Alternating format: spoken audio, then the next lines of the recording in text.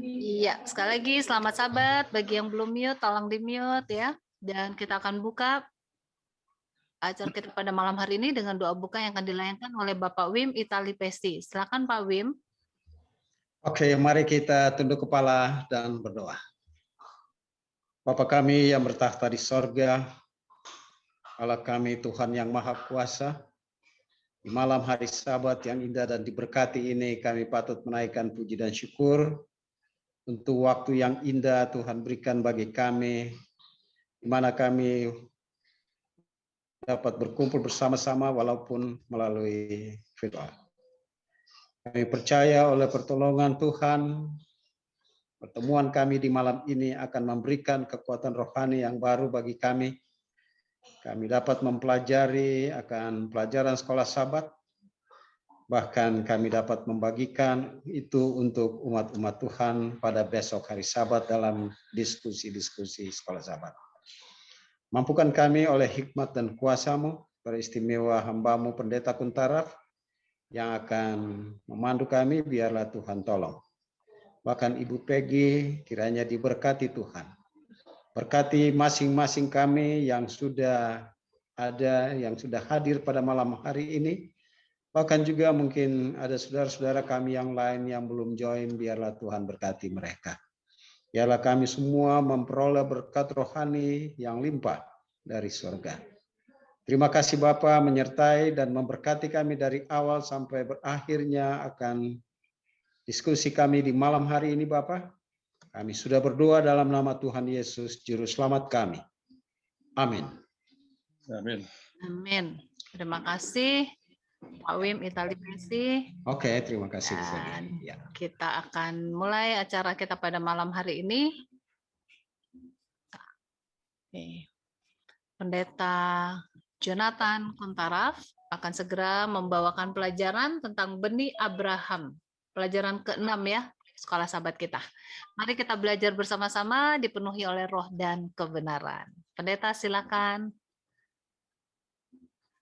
Baik, selamat sahabat saudara-saudara sekalian di mana saja saudara-saudara berada ya. Dan saya akan langsung share screen ya untuk pelajaran kita sekarang ini. Saya lihat oke. Mudah-mudahan ini dia. Oke, benih Abraham ya. Kita tidak lagi sebutkan tentang CIA Connect Interpretation Question dengan application question, sebab saya anggap saudara-saudara sudah ada, kita sudah review banyak ya. Jadi sekarang langsung saja kepada pendahuluan. Oke. Kalau Anda mempelajari ini, kira-kira Anda akan mulai dengan kata-kata bagaimana. Salah satu metode Anda katakan, bila Anda dengar kata Israel, apa yang Anda pikirkan sekarang ini ya. Yaitu apakah Anda berpikir tentang Israel dalam masa dulu, atau Israel rohani, atau mungkin Israel sekarang, pemerintahan Israel ya di Tel Aviv ya, atau Yerusalem ya. Apa yang orang pikirkan ya tentang Israel. Nah, cerita dari pendahuluan ini cukup menarik sekali, yaitu tentang satu kota kecil di mana orang selalu lihat kepada jam dari toko tersebut. Ternyata waktu jam itu salah ya, maka semua kegiatan jadi terganggu. Anak-anak sekolah lihat, oh masih jam 9 kurang seperempat. Oh kalau begitu masih ada waktu ya, masih ada waktu, mereka santai main dulu dan sebagainya. Tidak tahu bahwa itu jamnya berhenti. Nah, itu yang banyak orang yang salah mengerti dengan apa yang telah terjadi sekarang ini, saudara-saudara sekalian. Orang menggunakan Israel sebagai satu ukuran, yaitu Israel apa? Sekarang ini. Lupa bahwa Israel sekarang ini sudah berhenti ya menjadi tolok ukur kepada kita. Ya. Israel sekarang ini ya adalah bukan lagi sebagai manusia, sebagai umat pilihan.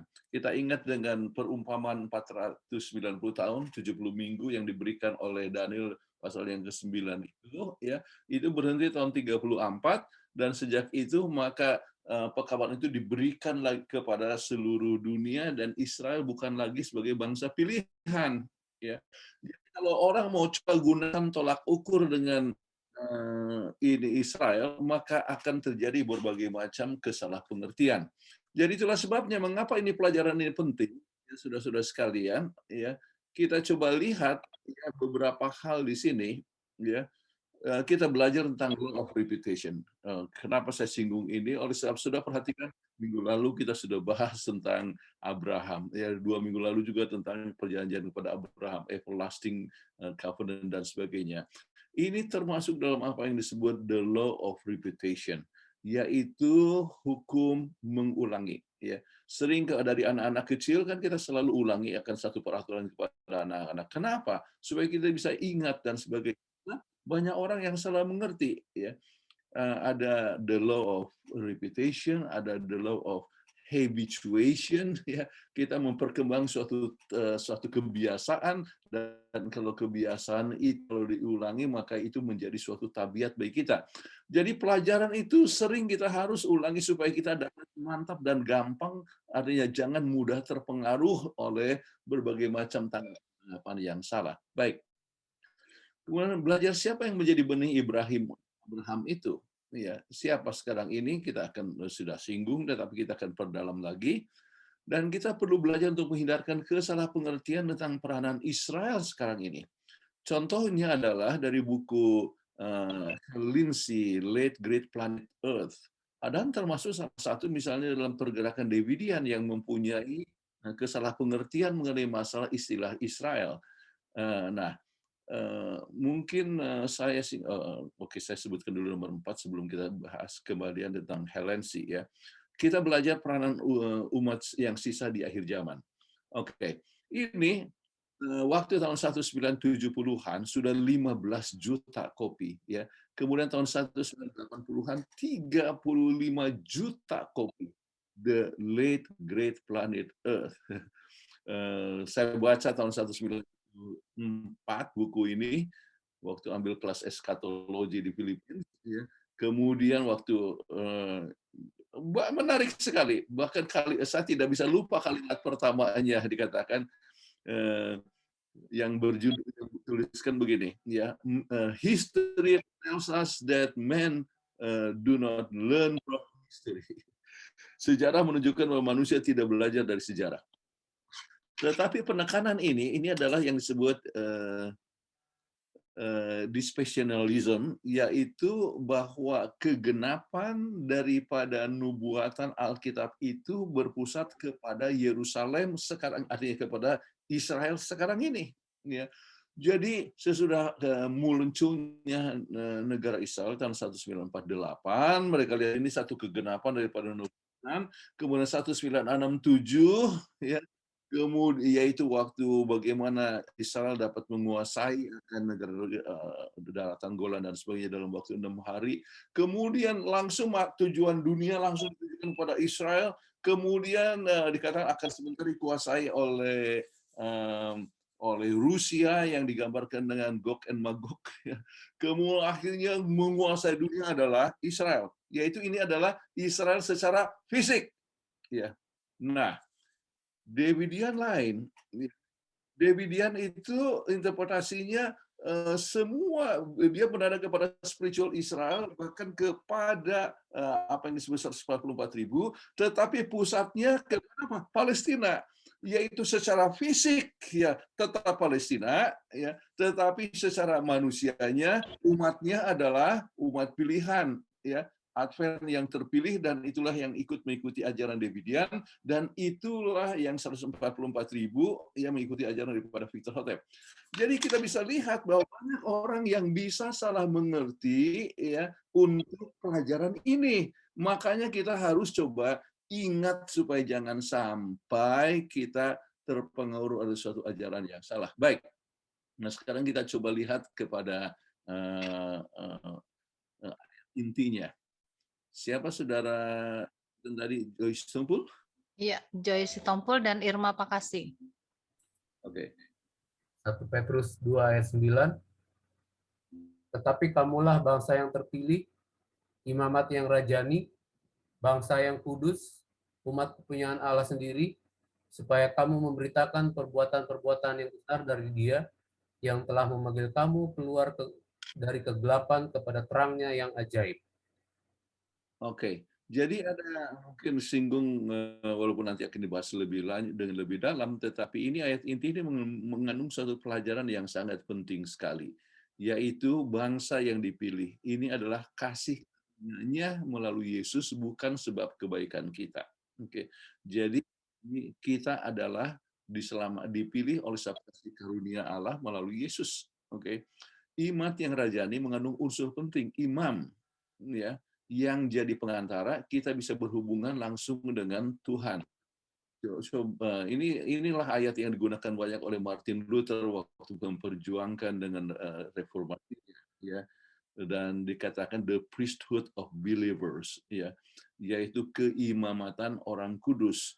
Jadi sebelum ini kan orang harus kalau untuk mengancam pengampunan dosa kan harus pergi ke gereja, ya. Gereja Katolik sampai sekarang ini kan buka setiap hari. Kenapa? Sebab untuk mendapatkan pengampunan dosa, mereka harus pergi ke gereja.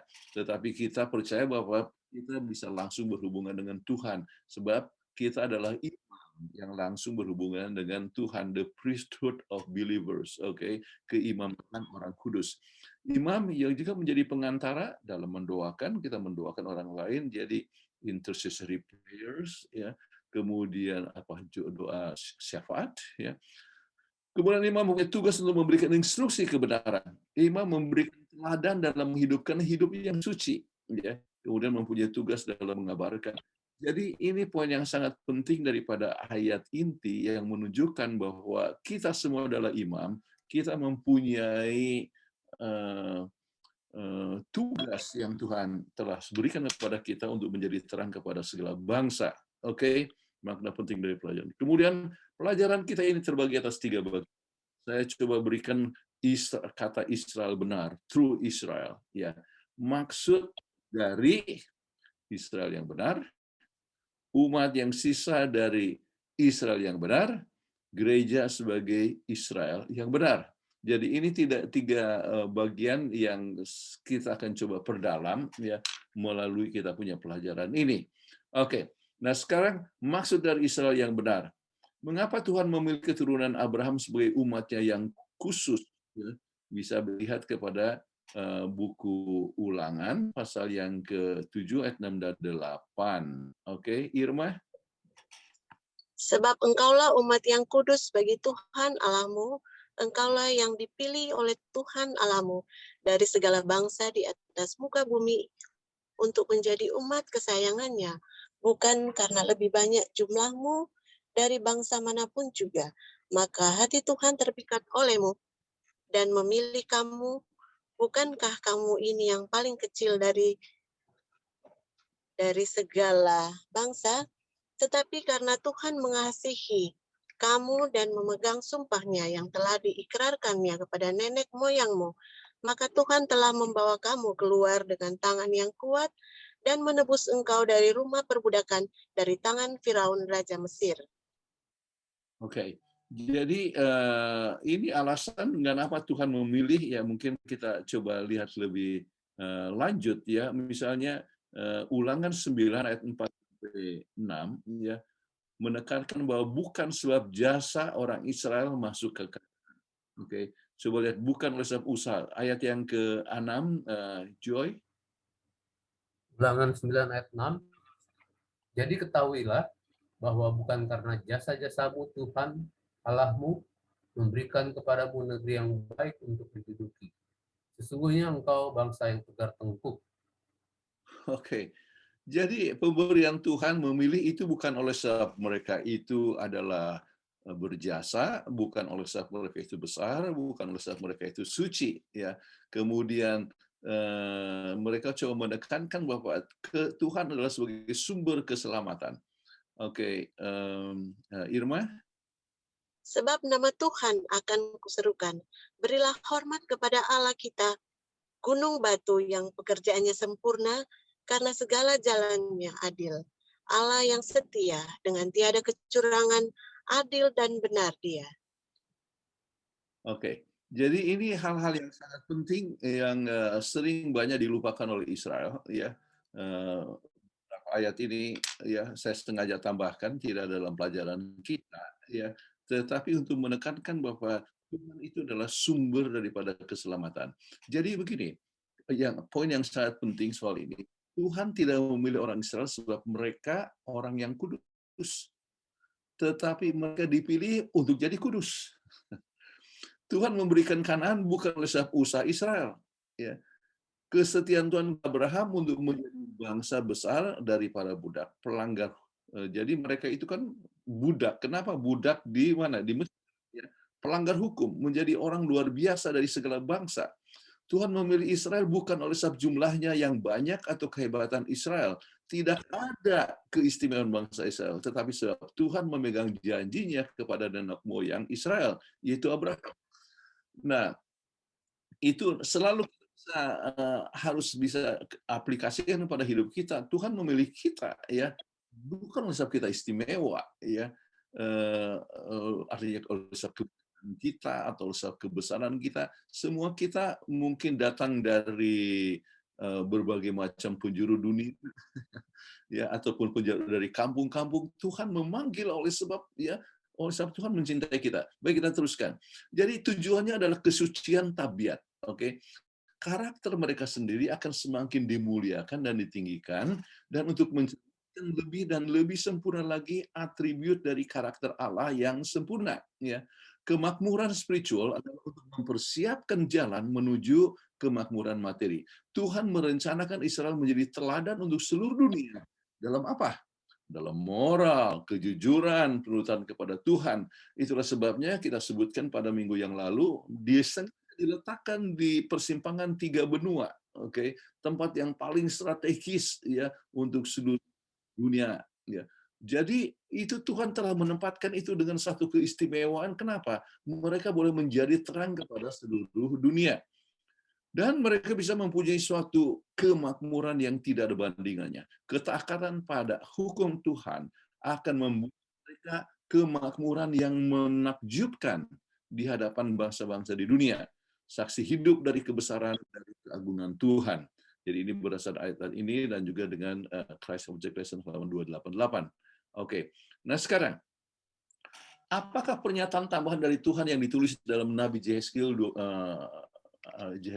16 ayat 8 ya, ini dalam pelajaran kita. Oke. Siapa yang baca sekarang, Joy? Yehezkiel 16 ayat 8. Maka aku lalu dari situ dan aku melihat engkau. Sungguh, engkau sudah sampai pada masa cinta berakhir.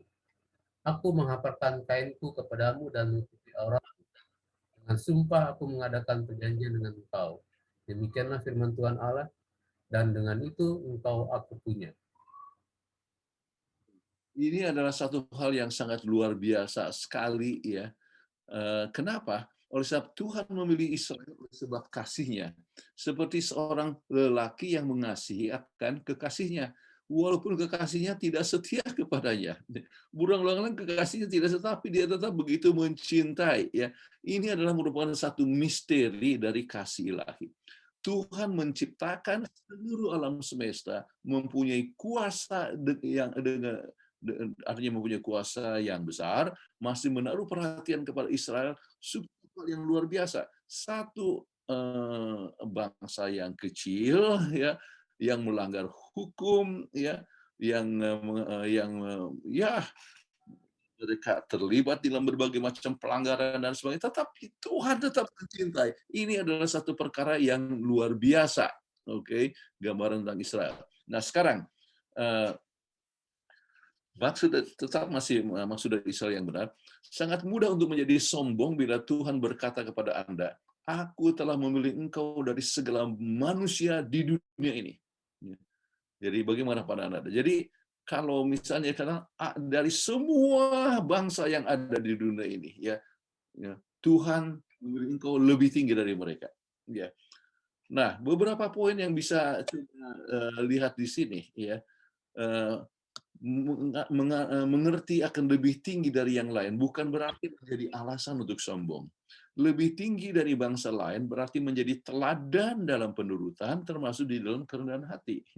Jadi ini kadang-kadang saya bahas kalau dalam soal rumah tangga, ya, kepada suami adalah kepala daripada istri, kepala dalam rumah tangga. Bukan berarti kepala untuk menunjukkan kuasa, tetapi untuk menjadi teladan, untuk mengarahkan akan perjalanan rumah tangga, ataupun untuk menjadi teladan termasuk meminta pengampunan, ataupun memaafkan, ataupun memohonkan pengampunan dan sebagainya. Jadi artinya menunjukkan teladan dalam penurutan lebih tinggi dalam moralitas yang baik. Ya, sama seperti kakak atau abang yang kasih adiknya, memberikan teladan bagi adiknya dan berbuat baik untuk adiknya. Itulah yang Tuhan harapkan daripada orang Israel untuk maksud Tuhan kepada orang Israel kepada bangsa-bangsa yang lain. Tuhan menjadikan lebih tinggi bukan untuk menindas, tetapi untuk melindungi dan menjadi berkat. Sebab itu perlu menjadi orang kudus, bila tidak maka kesombongan akan timbul. Maka tujuan dikatakan kamu adalah bangsa yang kudus. Kenapa? Artinya disisihkan khusus supaya mereka itu tidak sombong kalau kudus, kan kalau kudus dan sebagainya. Dan mereka menjadi orang terpilih. Dan dari semua bangsa orang Israel perlu diberikan yang terpenting adalah menambah peranan mereka dalam bersaksi bagi Tuhan. Dari semua berkat yang Tuhan perlu berikan, yang terpenting adalah menambah peranan mereka dalam menjadi bersaksi tentang Allah. Itu yang Tuhan kehendaki, ya. Bukan untuk menunjukkan kuasa ataupun menunjukkan bahwa mereka itu adalah lebih hebat dari yang lain dalam segi kekayaan, kepintaran ataupun kesehatan dan sebagainya. Baik. Nah, sekarang maksud Tuhan ini kapan sebetulnya kapankah maksud Tuhan agar orang Israel memiliki akan tanah perjanjian? Ya, kemudian kita lihat waktu mereka keluar dari Mesir, ya, seorang boleh baca dari Bilangan 13 ayat 1 dan 2. Tuhan berfirman kepada Musa, suruhlah beberapa orang mengintai tanah Kanaan yang akan kuberikan kepada orang Israel dari setiap suku nenek moyang mereka. Haruslah kau suruh seorang, semuanya pemimpin-pemimpin di antara mereka. Oke. Jadi suruh kapan ini? Ya ini kan mereka waktu mereka keluar dari negeri Mesir, ya tujuannya untuk cepat untuk menguasai mereka. Tetapi mengapa umat Israel tidak rela untuk menguasai tanah perjanjian? Oke. Jadi ini agak panjang, Bilangan 13, 33 dan 14 ayat 1 dan 2. Oke. Joy? Bilangan 13 ayat 31 sampai 33 dan Bilangan 14 ayat 1 sampai 2. Tetapi orang-orang yang pergi ke sana bersama-sama dia berkata, kita tidak dapat maju menyerang bangsa itu karena mereka lebih kuat daripada kita. Juga mereka menyampaikan kepada orang Israel kabar busuk tentang negeri yang diintai mereka dengan berkata, negeri yang telah kami lalui untuk diintai adalah suatu negeri yang memakan penduduknya, dan semua orang yang kami lihat di sana adalah orang-orang yang tinggi perawakannya. Juga kami lihat di sana orang-orang raksasa, orang enak yang berasal dari orang-orang raksasa, dan kami lihat diri kami seperti belalang, dan demikian juga mereka terhadap kami. Oke. Kemudian Bilangan 14 ayat 1 dan 2. Lalu segenap umat itu mengeluarkan suara nyaring, dan bangsa itu menangis pada malam itu. Bersungut-sungutlah semua orang Israel kepada Musa dan Harun. Dan segenap umat itu berkata kepada mereka, sekiranya kami mati di tanah Mesir atau di padang gurun ini. Jadi coba bisa bayangkan bahwa mereka takut menghadapinya, kemudian mereka mempunyai suatu pandangan yang negatif, kemudian mereka mulai membuat suatu teori konspirasi. Jadi kalau banyak teori konspirasi sekarang ini, ya kita coba lihat bahwa mereka itu raksasa kita ini hanya seperti belalang, ya, dan sebagainya. Jadi mereka penuh dengan ketakutan, dan ini yang menyebabkan mereka harus berada di padang belantara untuk 40 tahun. Sebetulnya kalau mereka mempunyai suatu keberanian untuk maju, percaya Tuhan sudah membebaskan mereka dari Mesir, dan mereka sudah melalui segala sesuatu itu hanya dengan iman. Jadi coba bayangkan, Tidak mungkin kan untuk menyeberangi Laut Merah dengan kuasa mereka, mereka hanya buat dengan apa? Iman. Dan tidak mungkin ada mujizat di Mesir itu dengan segala macam mujizat, itu hanya terjadi dengan iman. Dan bukan hanya itu, tidak mungkin untuk bisa kasih makan 2 juta orang di padang belantara. Ya, Tuhan yang kasih air, Tuhan yang kasih mana, semuanya itu hanya dengan iman saja. Tetapi mereka justru takut, ya, lupa kepada pimpinan Tuhan. Nah, siapa yang akhirnya bisa diizinkan untuk masuk ke sana? Ya, kita ingat Yosua, ya. Sesudah hamba, kita coba baca mulai dari Yosua 1 ayat 1 sampai 5. Yosua 1 ayat 1 sampai 5. Hambaku Musa telah mati, sebab ia bersiaplah sekarang. Seberangilah sungai Yordan ini, engkau dan seluruh bangsa ini, menuju negeri yang akan kuberikan kepada mereka, kepada orang Israel itu. Setiap tempat yang akan diinjak oleh telapak kakimu, kuberikan kepada kamu, seperti yang telah kujanjikan kepada Musa. Dari padang gurun dan gunung Libanon yang sebelah kanan itu sampai ke sungai besar, yakni sungai Efrat, seluruh tanah orang Het, sampai ke laut besar di sebelah matahari terbenam. Semuanya itu akan menjadi daerahmu. Seorang pun tidak akan dapat bertahan menghadapi engkau seumur hidupmu. Seperti aku menyertai Musa, demikianlah aku akan menyertai engkau. Aku tidak akan membiarkan engkau dan tidak akan meninggalkan engkau. Oke, terima kasih. Ini satu poin yang sangat penting sekali. Jadi pertanyaan tadi, mengapa Yosua? Ya, kita lihat Yosua adalah orang yang berani untuk menghadapi akan orang-orang enak itu, musuh-musuh itu, ya, dan tidak takut, ya. Dia bersama dengan Kaleb untuk coba pengaruh yang positif, tetapi yang 10 lagi mereka tidak mau takut, justru memberikan satu teori konspirasi. Nah, kemudian satu poin yang sangat di sini adalah aku akan menyertai engkau. Yang memungkinkan Yosua itu menang adalah oleh sebab Tuhan menyertainya, ya, sama seperti menyertai akan Musa. Jadi pelajaran yang tempoh hari kita bahas bahwa, ya, kehadiran Tuhan, ya, kehadiran Tuhanlah yang bisa menyebabkan akan kita mempunyai kuasa untuk menghadapinya. Nah, sekarang saudara-saudara bisa tanya kepada anggota kelas, siapa yang kenal nama-nama ini? Syamua bin Syakur, Safat bin Hori, Yigal bin Yusuf, Hosea bin Yunus, Palti bin Rafu, Kadil bin Sodi, Gadi bin Susi, Amil bin Gemali, ya, Setur bin Mikael, ya, Nahbi bin Walsi, Guel bin Maki. Oke. Anda tanyakan kepada anggota kelas, apakah ada yang kenal? Mungkin juga Anda tidak kenal. Ini Joy atau Peggy kenal nama-nama ini? Saya kenal Hosea aja. Hosea. Tetapi apakah betul Hosea bin Nun? Mungkin dia kenal saya, pendeta.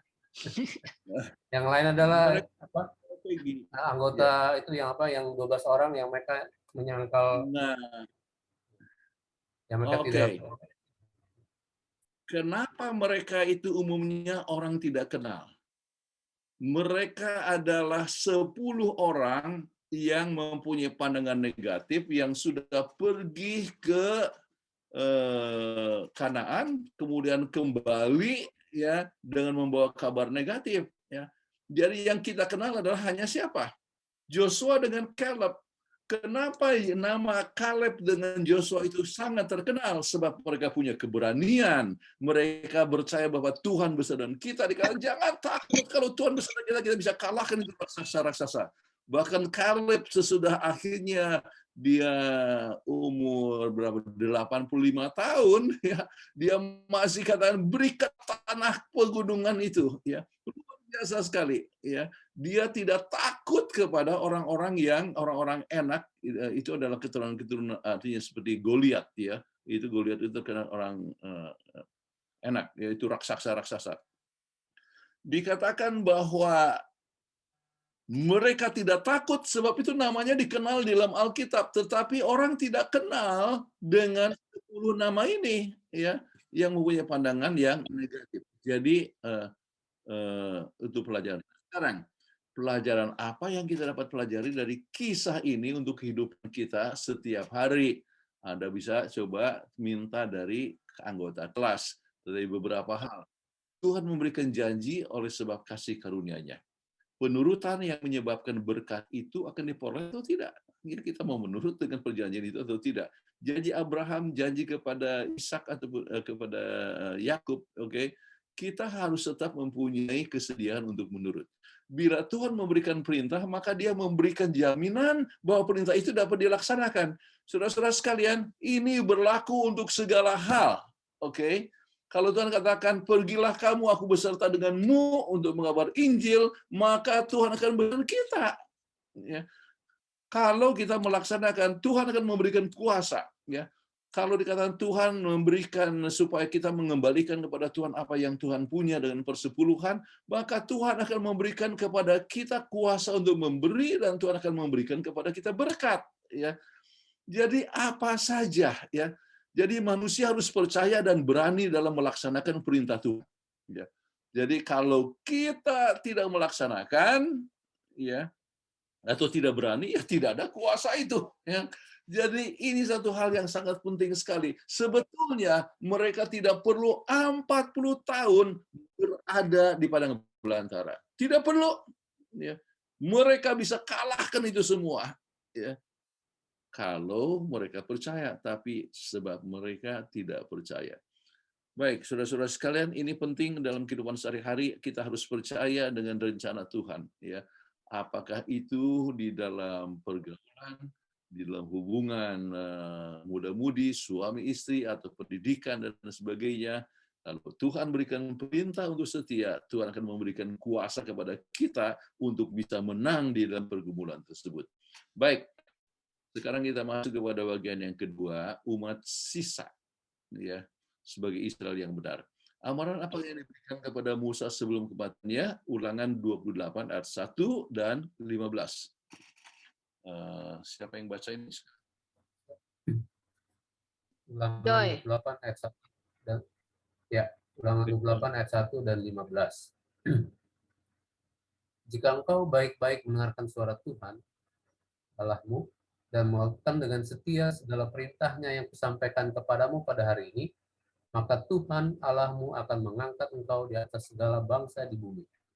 Tetapi jika engkau tidak mendengarkan suara Tuhan Allahmu dan tidak melakukan dengan setia segala perintah dan ketetapannya yang kusampaikan kepadamu pada hari ini, maka segala makhluk ini akan datang kepadamu dan mencapai engkau.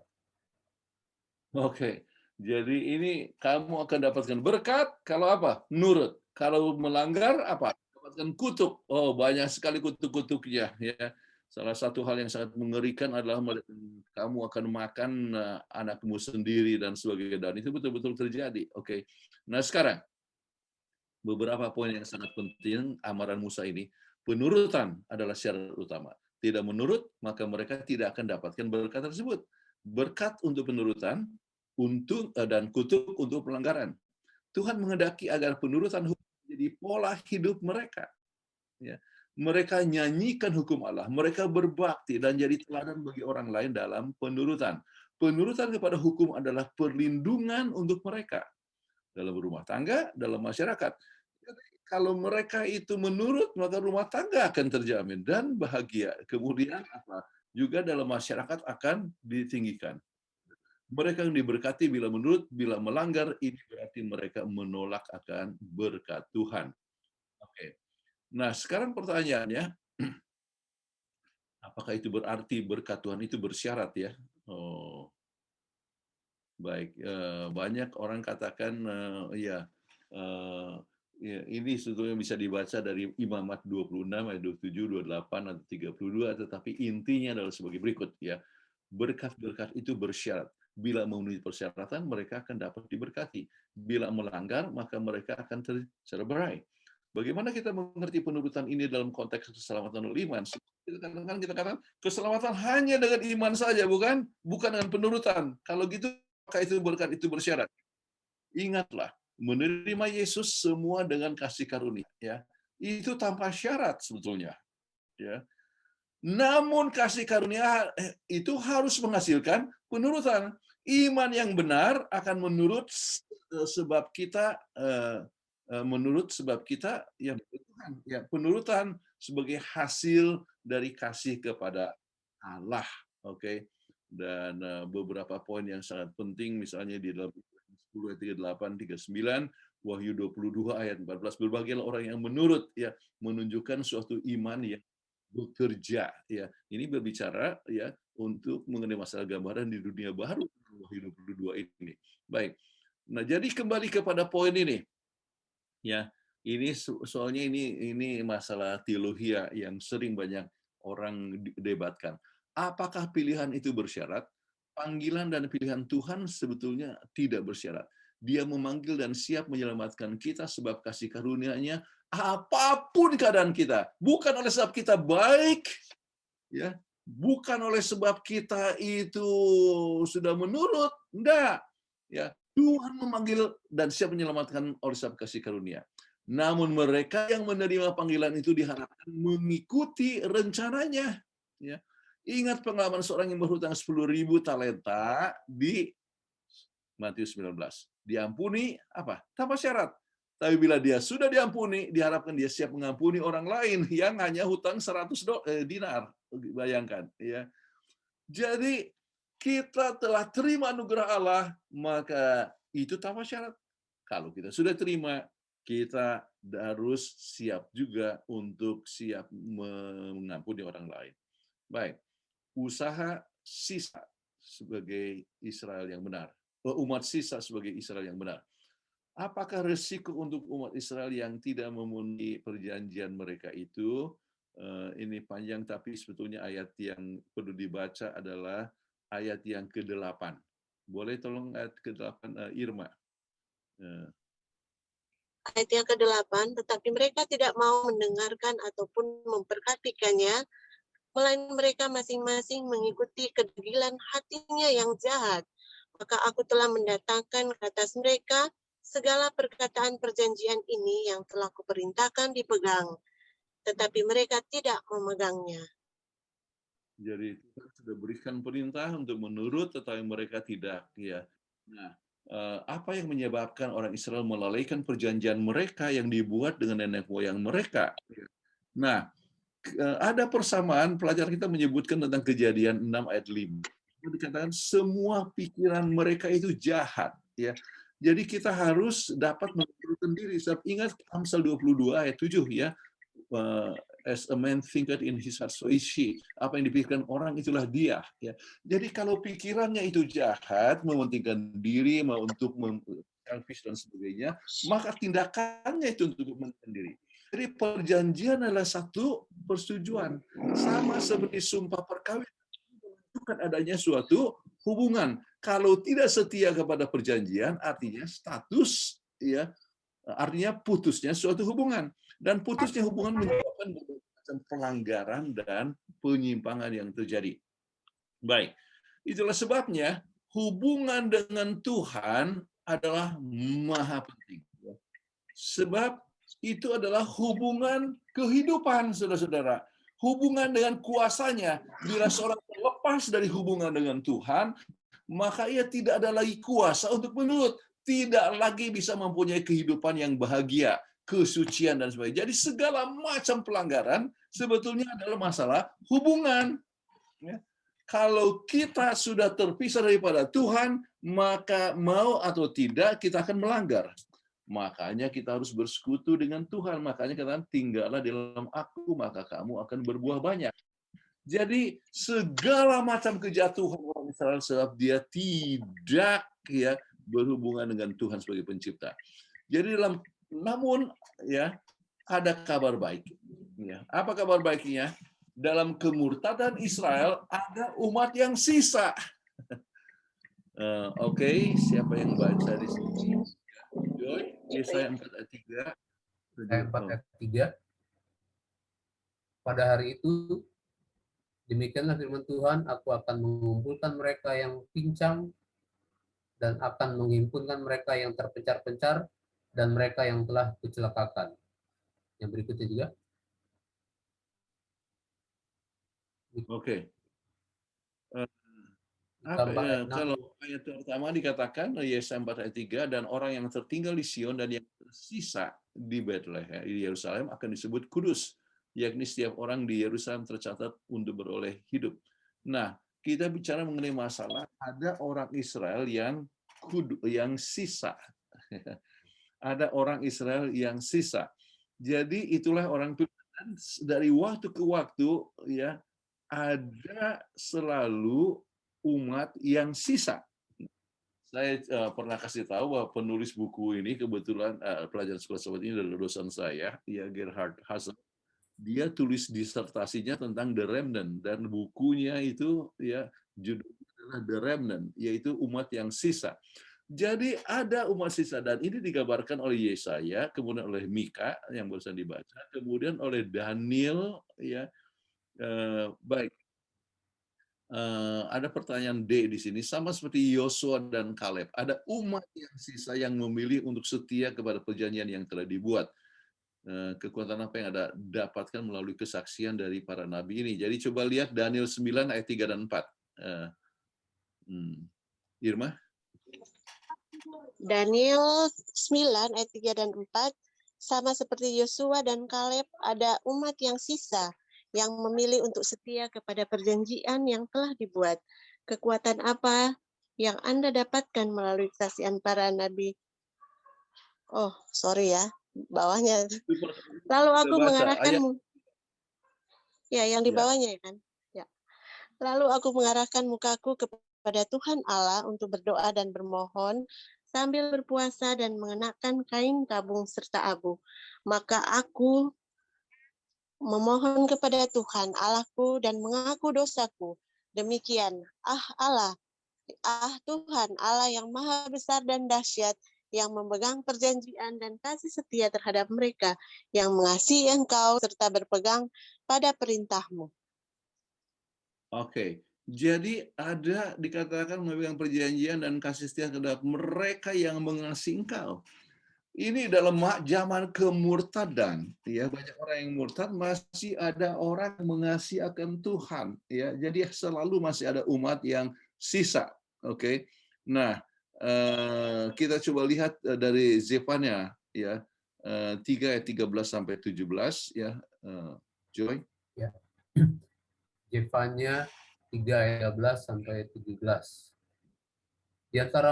Di antaramu akan kubiarkan hidup satu umat yang rendah hati dan lemah, dan mereka akan mencari perlindungan pada nama Tuhan, yakni sisa Israel itu. Mereka tidak akan melakukan kelaliman atau berbicara bohong. Dalam mulut mereka tidak terdapat lidah penipu. Ya, mereka akan seperti domba yang makan rumput dan berbaring dengan tidak ada yang mengganggunya. Bersorak-sorailah, hai putri Sion. Bertempik soraklah, hai Israel. Bersukacitalah dan beria-rialah dengan segenap hati, hai putri Yerusalem. Oke, jadi seperti Zefania sebutkan, ada apa namanya? Ya, ada umat yang sisa. Oke, mungkin yang terusnya intinya adalah yang sangat penting kita sudah baca, yaitu Tuhan akan memberikan kemenangan ya kepada yang sisa. Nah sekarang siapakah ya pahlawan iman dalam perjanjian lama yang menjadi Anda dalam memberikan inspirasi kepada Anda sebagai bagian dari umat sisa yang setia dalam masa kemurtadan? Ya. Anda bisa bahas tentang Elia misalnya, ya, yang bersama dengan 7.000 orang, ya, sementara raja ataupun banyak orang Israel yang sudah murtad dan menyembah kepada Baal, Elia tetap setia. Kemudian kepada Hana, ya, dia berdoa dan dipikirnya dia mabuk. Kenapa? Sebab orang tidak lagi berdoa pada waktu itu. Oke. Dan banyak orang-orang yang mempunyai kesetiaan, ya Anda bisa sebutkan, ya bisa mempelajari dari pengalaman-pengalaman dari perjanjian lama. Ya. Jadi ada yang sisa yang tetap setia, sementara banyak orang yang mengadakan suatu pelanggaran. Nah, sekarang kita masuk ya kepada gereja sebagai Israel yang benar. Oke, apakah yang Yohanes menyatakan mengenai umat yang sisa di akhir zaman? Wahyu 12 ayat 17. Ya. Irma? Wahyu 12 ayat 17, maka marahlah naga itu kepada perempuan itu, lalu pergi memerangi keturunannya yang lain, yang menuruti hukum-hukum Allah dan memiliki kesaksian Yesus. Jadi keturunan yang lain ya, dan kata yang lain itu adalah kata adalah yang sisa ya. Dalam bahasa Inggris dikatakan the remnant. Oke. Jadi diperangi oleh siapa? Oleh naga, yaitu setan akan menyerang akan gereja di akhir zaman. Oke. Kemudian di dalam buku Galatia kita sudah singgung ya tentang suatu umat yang disebut orang Israel ya, rohani. Baik, kita coba lihat di dalam Galatia pasal 3, 6 dan 9. Galatia 3 ayat 6 sampai 9. Secara itu jugalah Abraham percaya kepada Allah. Allah memperhitungkan hal itu kepadanya sebagai kebenaran. Jadi kamu lihat bahwa mereka yang hidup dari iman, mereka itulah anak-anak Abraham. Dan kitab suci yang sebelumnya mengetahui bahwa Allah membenarkan orang-orang bukan Yahudi oleh karena iman, telah terlebih dahulu memberitakan Injil kepada Abraham. Olehmu segala bangsa akan diberkati. Jadi mereka yang hidup dari iman, mereka lah yang diberkati bersama-sama dengan Abraham yang beriman itu. Oke. Kemudian kita ambil mungkin bagian-bagian bawah daripada pasal 29.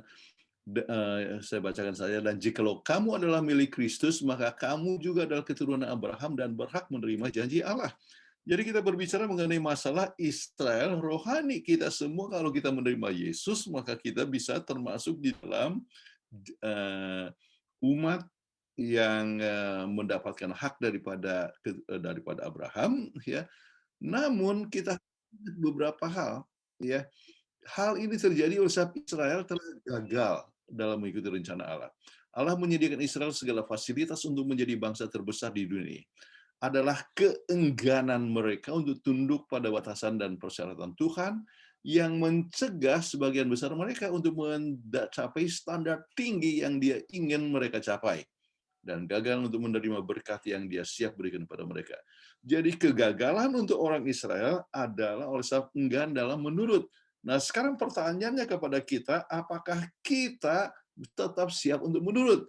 Sebab tidak semua orang yang dalam Yesus itu akan menunjukkan kesetiaan, tetapi yang setia itu adalah yang bertahan, yang disebut the remnant atau umat yang sisa. Jadi Israel rohani mengambil tempat Israel jasmani. Ya. Apa yang Tuhan untuk lakukan bagi dunia melalui Israel, bangsa yang terpilih, akan Dia capai melalui gerejanya di bumi sekarang ini. Nah, sekarang ini adalah satu kutipan yang ada dalam pelajaran kita yang kita coba jelaskan lebih lanjut sebab ini sering banyak disalah mengerti. Oke, Irma boleh tolong baca ini? Mulai dari atas ya. Ya. Pemberian kepada Abraham dan keturunannya tidak hanya mencakup tanah Kanaan tetapi seluruh bumi. Demikianlah kata Rasul itu. Janji bahwa dia akan menjadi ahli waris dunia bukanlah kepada Abraham atau keturunannya melalui hukum tetapi melalui kebenaran iman. Ya. Dan Alkitab dengan jelas mengajarkan bahwa janji yang dibuat kepada Abraham harus digenapi melalui Kristus. Nah, sekarang ini coba lihat, bukan hanya tanah Kanaan, tetapi seluruh bumi, ya, seluruh bumi. Kenapa ini saya perlu tekankan dan itu masuk dalam pelajaran kita? Ini diambil dari Patriarch and Prophets halaman 170, ya. Sebab adanya teori daripada kembali bahwa itu adalah Israel dan kedudukan kita harus ada di Israel, bahkan umat Tuhan akan pergi ke Palestina. Oke, coba lihat ya dari Prophet dari Patriarch and Prophet halaman 170 bisa diteruskan, Daniel. Saya. Joy maksudnya. Semua yang menjadi milik Kristus adalah benih Abraham dan ahli waris menurut janji. Warisan yang tidak dapat binasa dan tidak tercemar dan tidak layu. Bumi dibebaskan dari kutukan dosa. Galatia 3 ayat 9, 1 Petrus 1 ayat 4. Karena pemerintahan dan kekuasaan dan kebesaran kerajaan-kerajaan di bawah alam semesta akan diberikan kepada orang-orang kudus yang maha tinggi, dan yang lemah lembut akan memiliki bumi, dan akan menyenangkan diri mereka sendiri dalam kelimpahan damaian. Banyak yang menggunakan Daniel 7 ayat 27 ya, untuk langsung mengatakan bahwa ini adalah sesuatu yang terjadi dengan kedudukan, artinya kita akan memerintahkan di negara Palestina ya. Ini berbicara dari Daniel 7 atau Daniel 2. Nah, banyak sekali orang yang coba menggunakan ayat-ayat Amos ataupun Hosea tentang Israel, yaitu berbicara mengenai masalah Israel pada zaman dahulu. Tetapi inilah yang ditulis oleh Mrs. White dari Prophet and Kings halaman 298. Nubuatan hukuman yang diberikan oleh Amos dan Hosea dilengkapi dengan ramalan dan kemuliaan masa mendatang. Namun melalui Hosea telah diberikan nubuatan yang dibentangkan di hadapan mereka tentang kesempatan istimewa untuk ambil bagian dalam pemulihan final akan terjadi kepada umat Allah pada akhir sejarah dunia ini. Saat Kristus akan nampak seperti raja di atas segala raja dan Tuhan dari segala Tuhan. Ya. Jadi penggunaan tentang ayat-ayat itu harus berhati-hati sebab ini juga merupakan suatu gambaran akan apa yang akan terjadi kapan. Waktu Yesus datang yang kedua kali. Nah, inilah gambaran tentang kerajaan Kristus. Ya. Dikatakan, ia akan menjadi raja atas kaum keturunan Yakub sampai selama-lamanya dan kerajaannya tidak akan berkesudahan. Lukas 1 ayat 33. Dan kerajaannya digambarkan oleh dua hal yang melambangkan dua kerajaannya. Yang satu adalah tahta kasih karunia, kalau kita lihat di dalam Ibrani 4 ayat 16, dan melambangkan kerajaan yang melambangkan kerajaan kasih karunia, dan tahta kemuliaan, yaitu Mazmur 25:31 yang berarti kerajaan kemuliaan. Ya. Jadi ada dua hal, yaitu kerajaan rahmat, kerajaan kasih karunia, dan kita semua adalah warga negara kerajaan Yesus, yaitu kerajaan apa? Kasih karunia. Kita semua yang mempunyai Yesus Kristus. Oke? Tetapi kita akan menyiapkan diri untuk kerajaan kemuliaan yang akan kita peroleh waktu Yesus datang. Jadi kembali kepada yang akan kita warisi bukan hanya masalah misalnya Palestina, tetapi adalah seluruh dunia ini di mana kita semua akan jadi raja dan berbicara tentang dunia baru. Oke. Mudahan menggambarkan kepada mereka yang salah mengerti, ya. Nah sekarang bagaimana Anda memberikan sambutan kepada janji Tuhan untuk mereka yang tetap mengasihi dan akan Yesus, ya. Yohanes 10 ayat 27 dan 28. Domba-dombaku mendengarkan suaraku, dan aku mengenal mereka, dan mereka mengikut aku. Dan aku memberikan hidup yang kekal kepada mereka, dan mereka pasti tidak akan binasa sampai selama-lamanya, dan seorang pun tidak akan merebut mereka dari tanganku. Oke. Ini poin penting yang kita bisa lihat dari sini adalah bahwa kita akan mendapatkan hidup kekal, tetapi poin yang penting adalah mengenal mereka. Aku mengenal mereka, mereka mengikuti aku. Saudara-saudara sekalian, kita perlu mengenal akan Tuhan secara pribadi. Bukan secara formalitas, bukan hanya oleh sebab mau keselamat, ya, tetapi oleh sebab kita mengasihi akan juru selamat. Okay. Mengenal dia secara pribadi, sumber kehidupan, dan kita menurut dia, ya, maka kita akan mendengar akan suaranya. Baik, application. Bagaimana agar Anda mengikuti perjanjian bersama dengan Kristus jangan gagal seperti yang dialami oleh orang Israel jasmani? Bagaimana agar Anda tetap bertumbuh di dalam rohani? Ya. Ini adalah satu hal yang perlu didiskusikan. Beberapa poin. Ingat, tetap dalam hubungan dengan Yesus. Penyerahan kepada Yesus setiap hari, tetap berbicara dengannya melalui doa, tetap mendengar firman-Nya, tetap bersaksi untuk Yesus. Jadi dengan persekutuan bersama dengan Yesus, maka kita akan selalu bertumbuh dalam kerohanian, dan kita tidak ingin untuk melanggar, kita tidak ingin untuk jatuh, tetapi kita akan bersekutu terus dengan Tuhan, sebab Tuhan adalah sumber kehidupan kita. Baik, saudara-saudara sekalian, sekarang waktu untuk question and answer. Masih ada waktu setengah jam ya. Iya. Baik, terima kasih Silakan, Ibu. Pendeta Kuntara. Terima kasih untuk pelajaran pada malam hari ini yang telah kita dengarkan bersama-sama. Kalau kita semua merasa puas dengan pelajaran yang telah dipaparkan oleh Pendeta Kuntara, saya minta dikasih reaction. Kalau saya kasih reaction, iya, ini reaction dari saya. Teman-teman kasih reaction apa? Mau hati juga boleh. Baik. Tiba saatnya untuk tanya jawab ya. Dan seperti biasa Pendeta Kuntaraf akan minum air putih dulu dan kita minta Daniel Sitompul untuk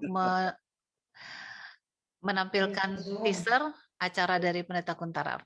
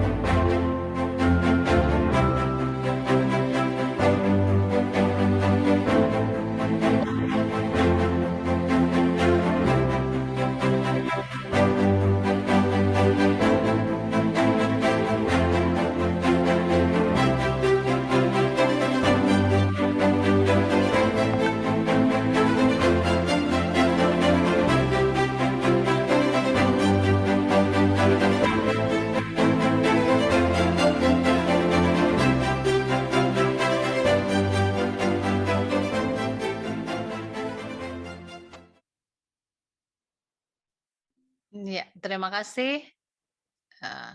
Selanjutnya saya akan bacakan pertanyaan. Akan panggilkan yang raise hand, yaitu ada Bapak Lasman Simanjuntak. Selamat sahabat Pak Lasman Simanjuntak. Masih adakah bersama kami? Ada. Ada ya, selalu setia nih Pak Lasman dan selalu bersemangat. Tuhan.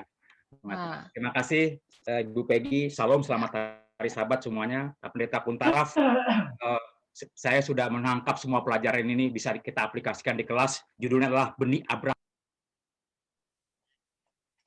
Oh maaf, suaranya termute sebentar. Tolong di-unmute sebentar. Oke, dengeran udah ya? Oke. Ya. Oke, jalan lagi ya. Jadi judulnya adalah Benih Abraham. Nanti mungkin pertanyaan saya nanti yang berikut ini. Benih Abraham, siapakah benih Abraham itu?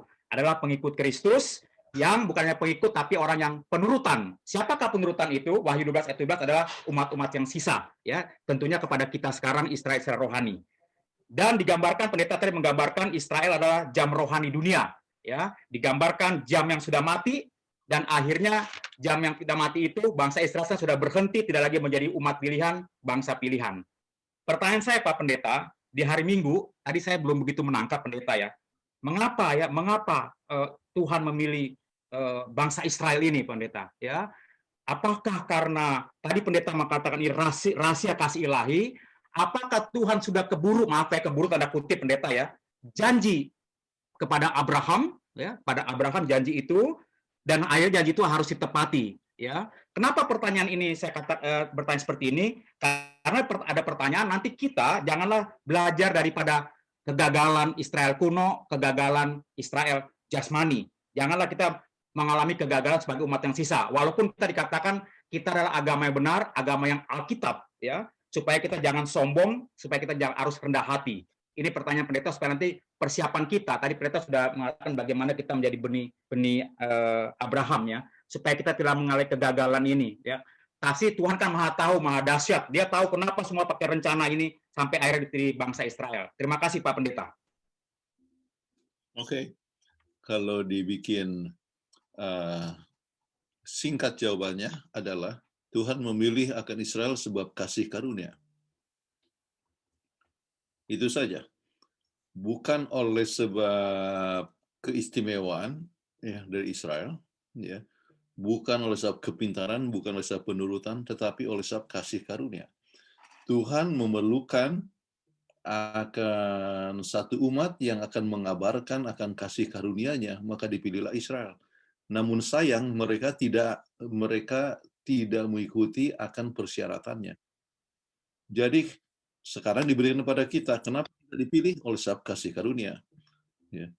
Dan kalau kita menerima akan kasih karunia Allah dan kita juga menjadi wakil-wakil Tuhan dalam menyampaikan kasih karunia kepada orang lain, maka kita akan mendapatkan hak-hak Abraham tersebut, yaitu kerajaan surga, ya, bahkan dunia baru, ya.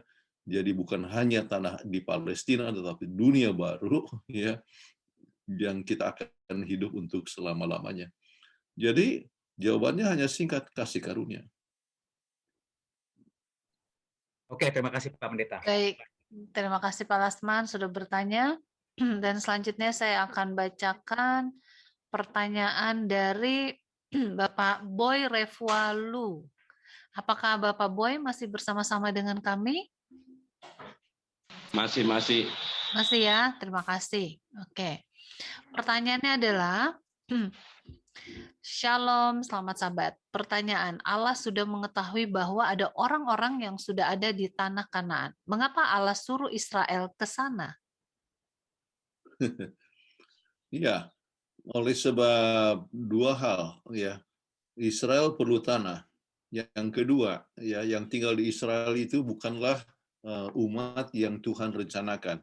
Orang Amalek, orang Amori, orang Het adalah orang-orang Kanani, adalah orang-orang yang sudah sangat jahat, ya. Tuhan berikan kesempatan ke mereka untuk hidup sampai 400 tahun, ya. Tetapi ternyata makin lama makin jahat.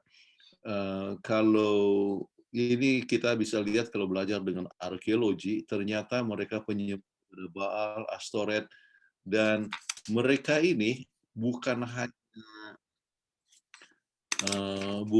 hanya menyembah Baal dan Astoret, tetapi Baal dan Astoret itu adalah dewa-dewa yang cabul, ya. Dewa-dewa yang cabul. Astoret itu ibunya Baal, tetapi mereka ada hubungan seksual, ya, menurut mereka punya dewa, ya.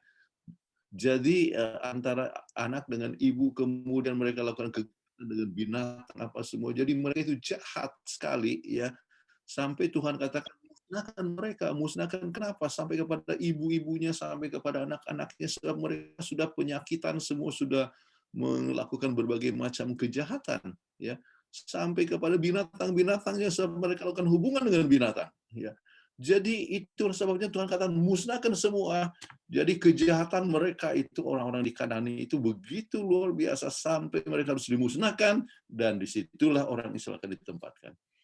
Jadi tempat disiapkan dan dimusnahkan orang ada di situ. Tetapi permasalahannya banyak di antara mereka yang sudah dapatkan tanahnya tidak mau lagi berjuang, tidak mau lagi menyerang kepada negara-negara tersebut, artinya kerajaan-kerajaan yang lain itu, sampai akhirnya justru mereka terpengaruh oleh mereka, ya.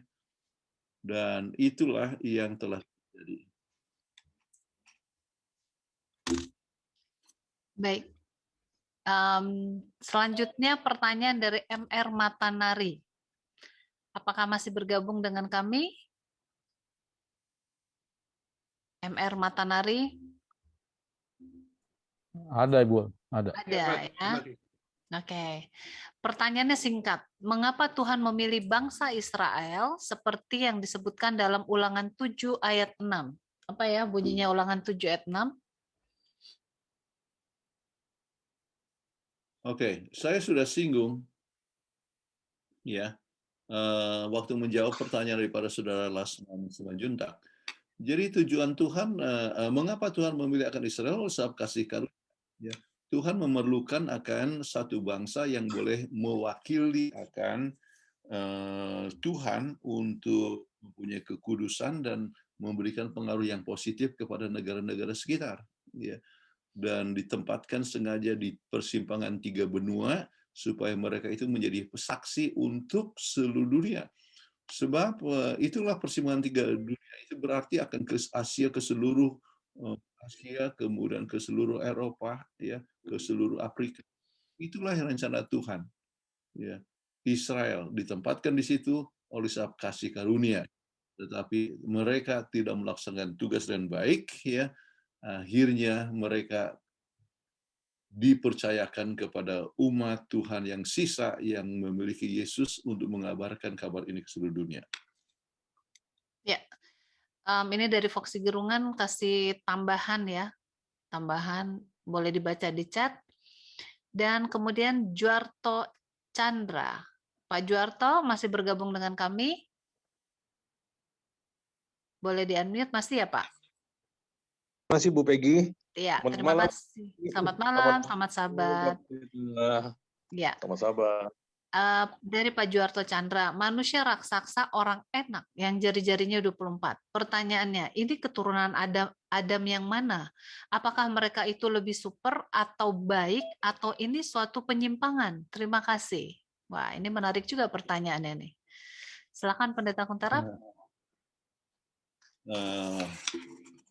Ini supaya Anda mengetahui bahwa ada teori ya yang mengatakan bahwa ini adalah keturunan daripada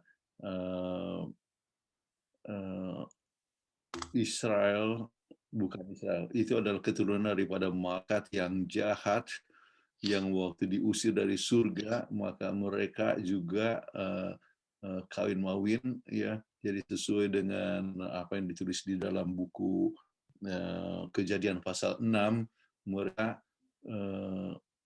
melakukan dengan artinya hubungan, artinya kawin mawin, ya, dengan anak Tuhan kawin dengan anak manusia, ya. Tetapi ya itu adalah teori yang disebut kelompok ini disebut Nephalin, ya. Maksudnya Nephalin ini adalah para raksasa ini, Nephilim, ya. Nah, saya tidak percaya akan teori tersebut, ya. Tetapi yang kita lihat dari buku Patriarchs and Prophets, ya, berbicara tentang kawin mawin antara keturunan anak Tuhan dengan anak manusia itu berbicara tentang anak keturunan daripada Set dengan keturunan Kain. Jadi dengan demikian, siapakah mereka? Itu adalah dari keturunan Kain yang jahat. Ya, jadi bukan keturunan daripada Set. Sebab yang lainnya itu, apakah itu Nuh, ya, apakah itu Abraham, itu kan semua turunan daripada anaknya Kain yang ketiga, yaitu Set. Ya. Sedangkan ini adalah keturunan dari Kain. Baik, itulah misalnya jawab singkatnya. Baik, selanjutnya saya akan panggilkan tadi yang raise hand ada Anita Runturambi. Apakah masih bergabung? Anita Runturambi, raise hand. Oke, kalau sudah tidak ada, saya lanjut kepada yang raise hand. TH Huta Barat. Nah ini, THT Huta Barat. Ya, silakan Pak Huta Barat. Terima kasih Bu Peggy. Selamat malam.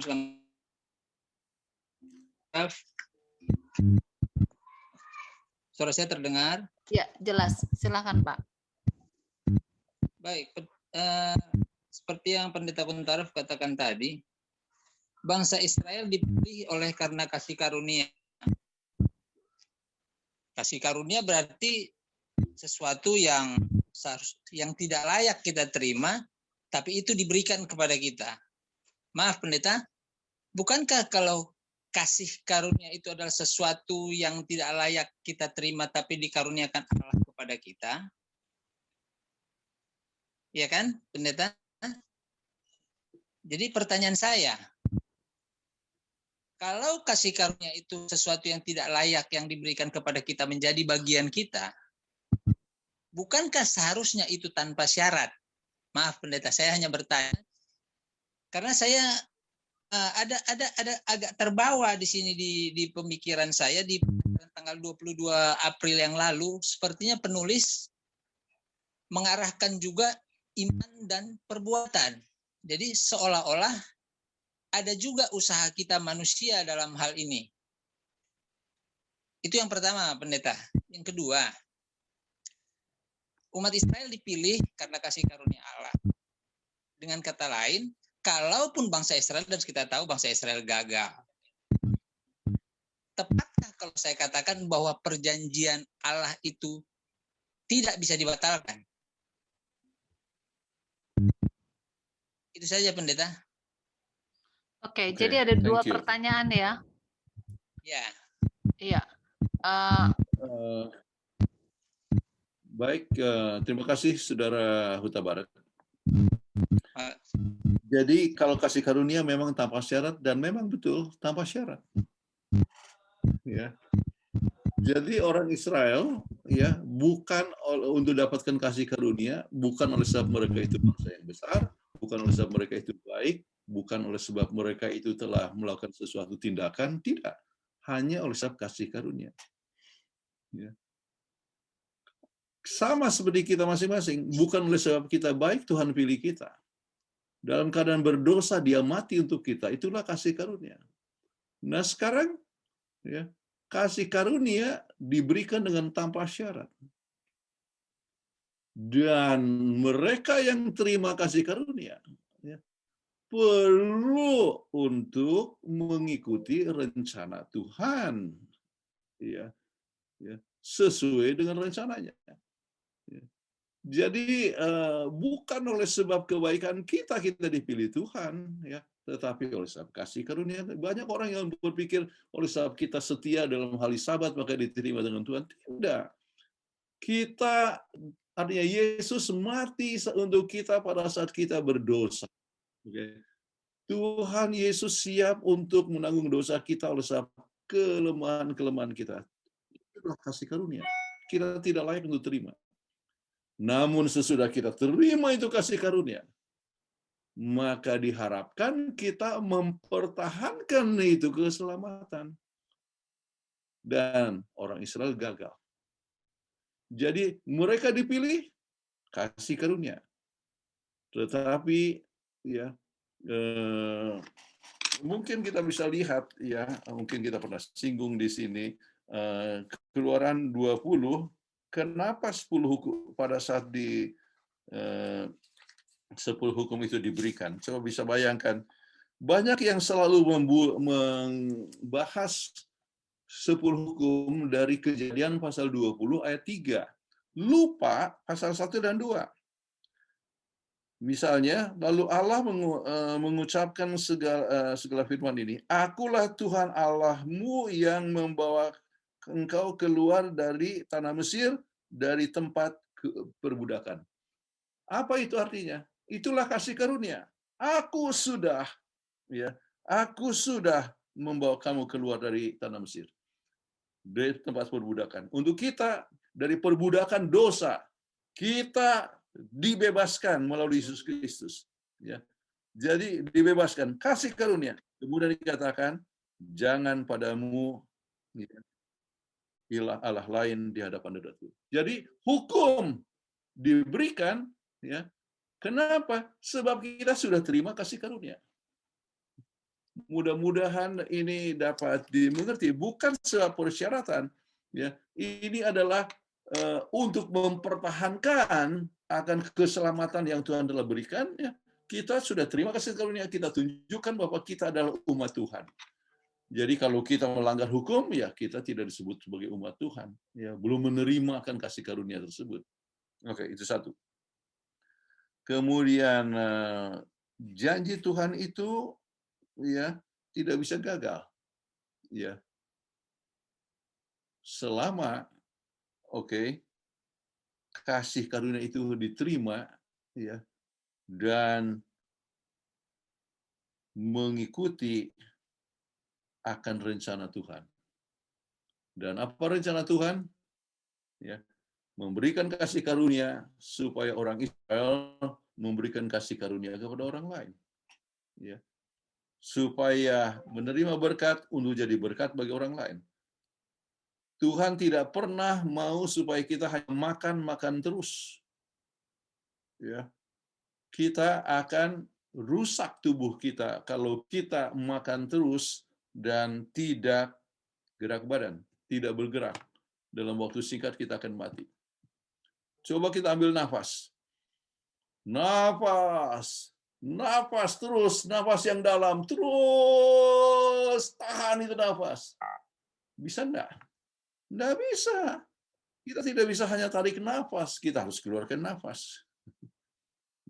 Begitulah kita akan bisa menerima itu kasih karunia selama kita membagikan kasih karunia kepada orang lain seperti rencana Tuhan. Jadi inilah rencana keselamatan daripada Tuhan. Dari masa ke masa selalu ada ya umat yang sisa untuk menjadi terang. Tetapi kalau umat Tuhan yang sudah terima kasih karunia maka tidak melaksanakan tugas itu, maka itu batal. Kita kembali contoh. Dengan kasih karunia Tuhan memanggil akan Nuh. Oke. Kasih karunia. Buatlah bahtera. Kamu akan selamat. Kalau Nuh tidak bangun bahtera dan bangun tetapi tidak masuk ke dalamnya, maka perjanjian itu jadi batal. Kalau tidak melakukan akan kasih karunia tersebut. Jadi kasih karunia ya, pelajaran kita katakan bukannya tanpa syarat. Jadi saya ingin katakan bahwa keselamatan itu adalah tanpa syarat, namun mereka yang sudah menerima keselamatan harus siap untuk melaksanakan tugasnya atau syaratnya. Ya, jadi baik. tanpa syarat. Oke. Mudah-mudahan sudah bisa menolong supaya ada baik. bedanya. Ya. Ya, baik Pendeta. Terima kasih untuk jawabannya. Semoga ini memuaskan jawabannya karena kita masih ada 2 pertanyaan. Setelah itu kita akan lanjut dengan perlawatan ya, karena tadi kita harus selesai jam 8. Tapi ada 2 pertanyaan yang akan saya bacakan. Pendeta, ini pertanyaannya adalah secara kelompok bangsa Israel secara pribadi mungkinkah diterima sebagai umat Tuhan? Adakah GMHK di tanah Israel sekarang ini? Tunggu ya, maksud saya secara kelompok. Pak Marbun, maafkan ini direct message, jadi saya akhirnya tersebut namanya. Biasanya kalau direct message nggak boleh disebut namanya. Tapi Pak Marbun yang ada di Zoom meeting ini, apakah benar pertanyaannya seperti ini ya Pak? Secara kelompok bangsa Israel secara pribadi mungkinkah diterima sebagai umat Tuhan? Adakah GMHK di tanah Israel sekarang ini? Pertanyaannya secara kelompok umat Israel kan udah ditolak kan begitu ya. Dan maksud saya secara pribadi-pribadi, adakah mereka sekarang ini yang menerima Yesus? Dan adakah gereja Masehat Penari ke-7 di Israel? Ada. Ya, saya pernah khotbah di Jerusalem, namanya Jerusalem Center. Ya, Kemudian orang-orang Yahudi yang bertobat yang ada di Florida, ada gereja Advent, bahkan saya minta seorang untuk tuliskan bagaimana menjangkau orang-orang Yahudi, ya. Jadi orang Yahudi ada di mana-mana. Loh, Anda belajar sekolah Sabat, siapa yang jadi editor di situ? Ya, Cliff Goldstein kan? Dia orang asal Yahudi. Ya. Cliff Goldstein yang namanya ada setiap Anda buka sekolah Sabat, dia adalah dari Yahudi. Saya punya teman. Ya. Sebab kami selalu komite Sabat, artinya memang namanya editor sekolah Sabat, jadi di bawah departemen sekolah Sabat untuk artinya, jadi dia adalah orang Yahudi, ya. Jadi banyak secara pribadi terima pekabaran. Kemudian di Israel, ya, ada gereja kita di Nazaret, ya. Ini Ibu Peggy pernah bersabat di Yerusalem, ya. Kemudian kami bawa rombongan tempo hari, ya,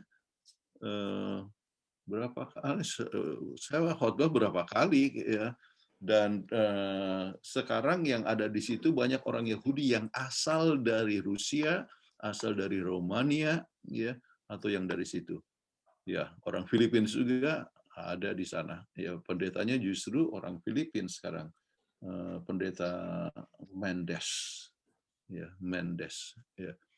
Oke, jadi gereja ada, bahkan berkembang cukup banyak sekarang oleh banyak orang Filipina, sampai di Tel Aviv juga ada. Ya. Untuk puluhan tahun atau ratusan tahun di sana hampir tidak ada gereja, anggota kita hanya di bawah 100, tetapi sekarang sudah lebih banyak oleh sebab adanya banyak pendatang dari mana-mana. Baik, terima kasih Pendeta Kuntara. Terima kasih. Iya, terima kasih karena waktunya sudah habis dan kita akan tutup PGSSI pada malam hari dengan doa tutup. Namun setelah itu Zoom ini tetap kita gunakan untuk perlawatan. Ya, untuk perlawatan Saudara Govert Waramori. Jadi bagi yang mau ikut perlawatan boleh tetap tinggal di Zoom meeting ini, tapi yang tidak mau ikut perlawatan boleh live gitu. Dan saya akan tetap kirim nanti pelajaran ini di grup PGSSI. Nah, baik, kita akan tutup dengan doa tutup yang akan dibawakan. Saya mohon kesediaan dari Ibu Dr. Gigi Glinawati Liwijaya. Bisa doa tutup untuk pelajaran ini, Dok? Iya. Bapak Ibu sekalian, selama doa berlangsung mohon tidak live ya. Kita ikuti doa tutup, setelah itu kalau mau live boleh. Baik, Dr. Glinawati akan berdoa. Mari kita berdoa. Bapa yang bertata dalam kerajaan surga, kami puji nama Tuhan atas segala berkat-berkat yang Tuhan telah berikan kepada kami, di mana pada saat ini kita bisa memperdalam akan pelajaran sekolah Sabat kita. Kiranya pelajaran ini dapat digunakan untuk dibagikan di kelas masing-masing pada besok hari. Terima kasih Tuhan telah memberikan hikmat dan kebijaksanaan kepada Pendeta Kuntara yang telah membawakan akan pelajaran ini. Biarlah kami dapat selalu ingat bahwa umat Tuhan berada di setiap zaman. Dan biarlah kita lebih banyak lagi menggunakan waktu untuk membaca, mempelajari akan sekolah Sabat kita, sehingga kita dapat tahu kemauan Tuhan di dalam kehidupan kita sehari-hari, dan mempersiapkan kita sebagai umat Tuhan untuk menyambut akan kedatangan Yesus yang kedua kali. Terima kasih Tuhan, ampunkan banyak dosa dan kesalahan kami serahkan semua ini dalam nama Tuhan Yesus Juru Selamat kami. Amin. Amin. Terima kasih Dok. Nah, baiklah untuk berikutnya, ya sebentar saya, yang mau ikut bergabung sebentar, saya recordingnya mau stop.